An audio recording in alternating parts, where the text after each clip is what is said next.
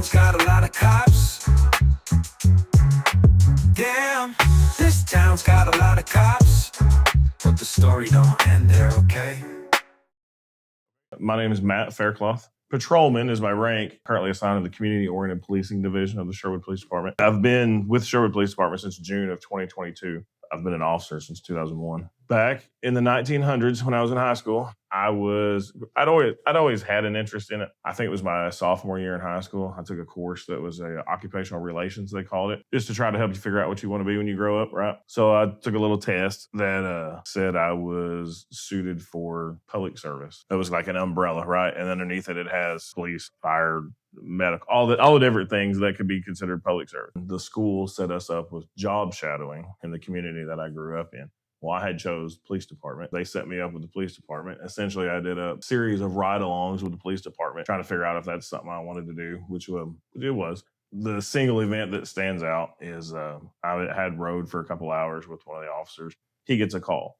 It's a call of an infant locked in a car at an apartment complex. He looks at me and says, "Do you want to go?" We get up there, pretty small infant locked in the rear seat of a Ford Mustang. The car we were in was a Ford Crown Victoria. Well, officer tries a couple things. He can't get the door open. So I asked him, I said, "Hey man, you care if I try?" And I had ridden with this guy 4 or 5 times. Like, we were on pretty good terms. He said, "Have at it." So I took the ignition key from the patrol car, and since they were both Fords, I was able to use it on the door locks of the Mustang and I got the kid out of the car. The mom was pretty happy. I thought, that's a pretty good feeling.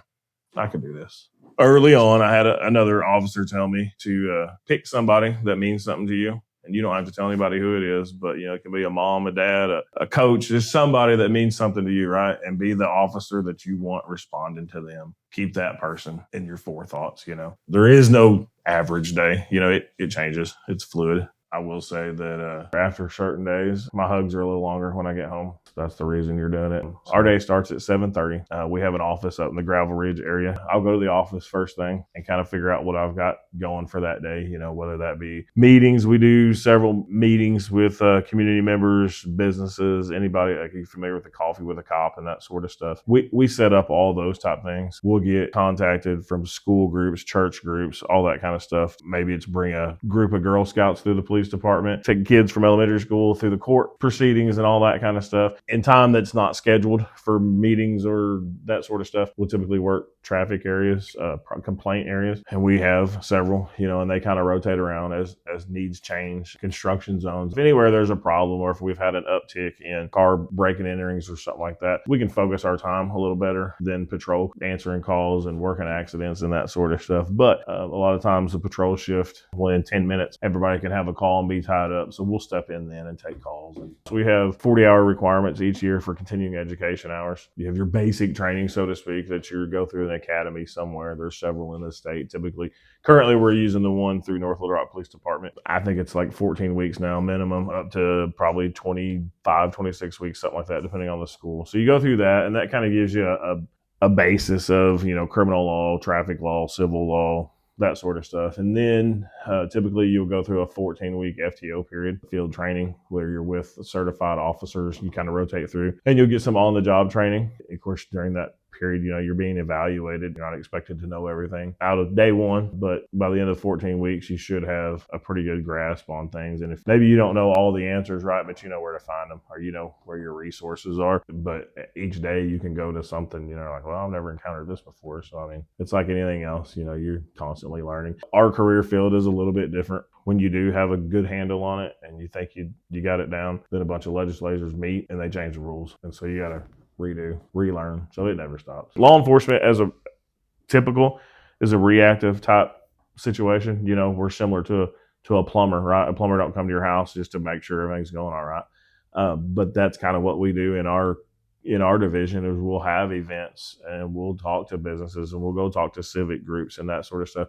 We'll try to build relationships. We do a lot geared towards children, and the thought behind that is, if these people are used to seeing us when things aren't bad, then maybe, God forbid, but when things are in emergency status, that they'll feel comfortable approaching us, or they'll feel comfortable telling us something and that sort of stuff.